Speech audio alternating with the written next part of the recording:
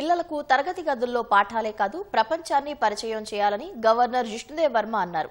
రవీంద్ర భారతిలో నిర్వహించిన ITC limited flagship well being out of waste వార్షిక అవార్డుల ప్రదానోత్సవ కార్యక్రమానికి ముఖ్య అతిథిగా హాజరయ్యారు.